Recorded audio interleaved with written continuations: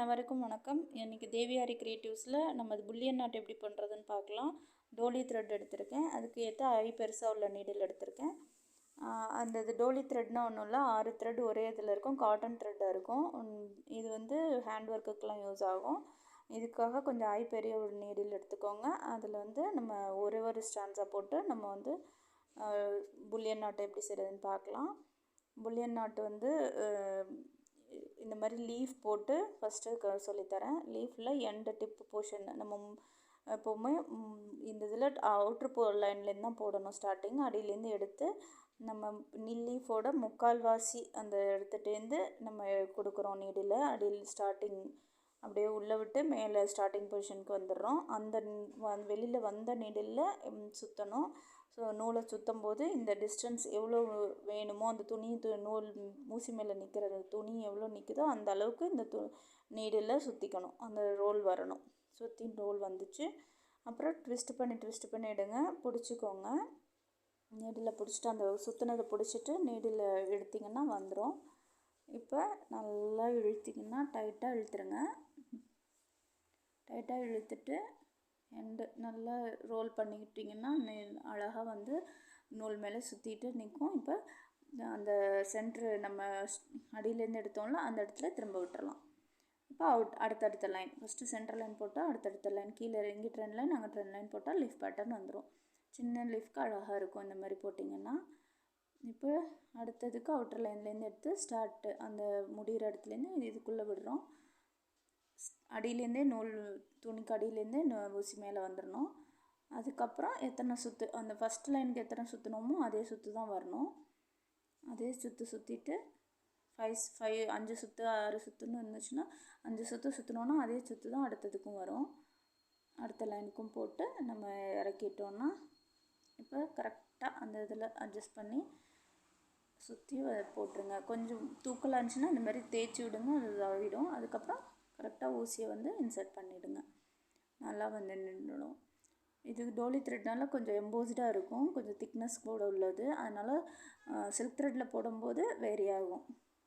ஏன்னா number of ஸ்ட்ராண்ட்ஸு கணக்கில் பொறுத்து தான் சுற்றும் மாறும்.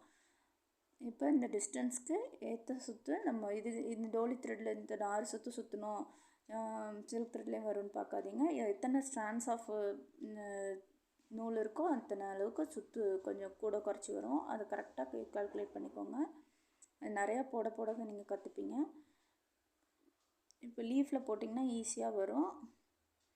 டோலி த்ரெட்டில் ஃபஸ்ட்டு போடுங்க, அப்புறம் தான் சிக்கு இல்லாமல் வரும். டோலி த்ரெட்டில் சிக்கு இல்லாமல் இருந்ததுன்னா கற்றுக்கிறதுக்கு ஈஸியாக இருக்கும்.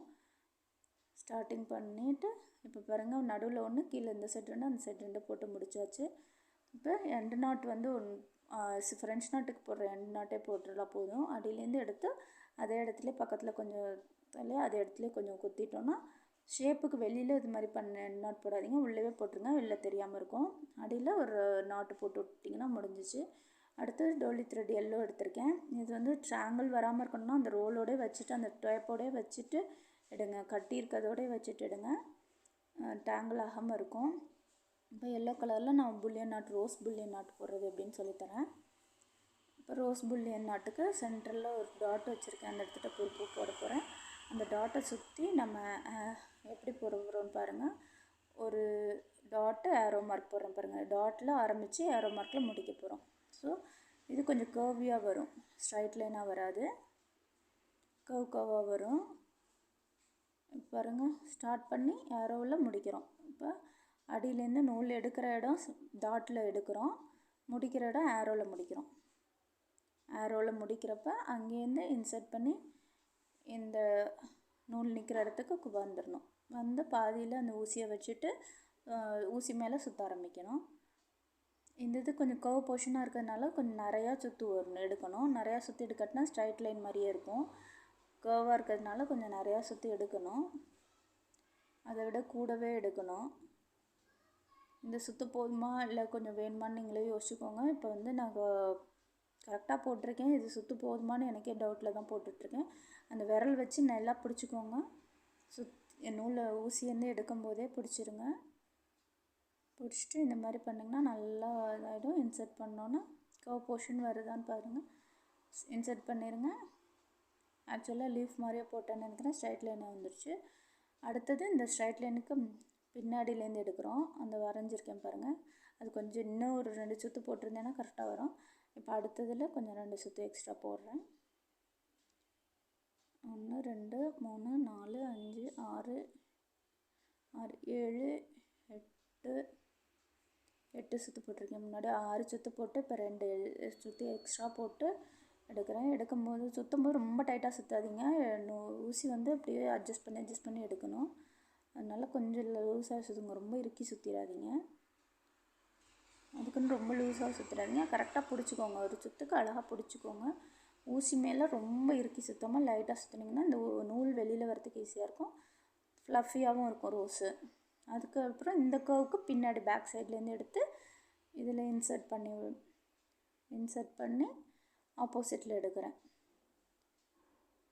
இப்போ மறுபடியும் அந்த ட்ராயிங் போட்டது மேலே வரணும்னு அவசியம் இல்லை, அது ஒரு டெஃபினிஷனுக்கு தான். இப்படி இந்த சைடு இந்த மாதிரி போட்டு இந்த மாதிரி எடுக்கிறோன்னு அது புரிஞ்சுக்கிறதுக்கு மட்டும்தான். நீங்கள் புரிஞ்சுக்கிட்டிங்கன்னா அதுக்கேற்ற டிசைன் வந்து நூலில் பொறுத்து டிசைன் மாறும். அதுக்கேற்ற நீங்கள் சுற்றி போட்டுக்கலாம். ஒரு லேயருக்கு 3 ஃபஸ்ட்டு ஸ்டார்டிங்கில் ஒரு 3 சுற்று போட்டுக்கோங்க. 3 இது வர மாதிரி லைன் வர மாதிரி 3 கர்வ் வந்ததுக்கப்புறம் நம்ம வந்து முடிஞ்சிருச்சு. 3 லைன் போட்டோம். அடுத்த லேயர் 5, அடுத்த லேயர் 7, இது மாதிரி எக்ஸ்ட்ரா பண்ணிகிட்டே போகலாம் பூ சைஸை பொறுத்து. இப்போ வந்து 3 லேயர் போட்டிருக்கேன், நடுவில் ஒரு பீடு கூட வைக்கலாம். இப்போ அடுத்த லேயருக்கு இப்போ பாருங்கள், அது பின்னாடி இதுலேருந்து போடுறேன். அடுத்து ஸ்டார்ட் பண்ணுறது எப்போவுமே ஒரு லைனுக்கு பின்னாடிலேருந்து ஸ்டார்ட் பண்ணி ஆரோ மார்க் அங்கே போகுது பாருங்கள். ஸோ கடைசி முடிகிறது ஃபஸ்ட்டு ஸ்டார்ட் பண்ணதோட உள்ளாடி வந்துடணும். ஸோ உள்ளே வருது பாருங்கள், ஆரோ மார்க் உள்ளே போகுது, அடுத்து பின்னாடிலேருந்து உள்ளே போகுது.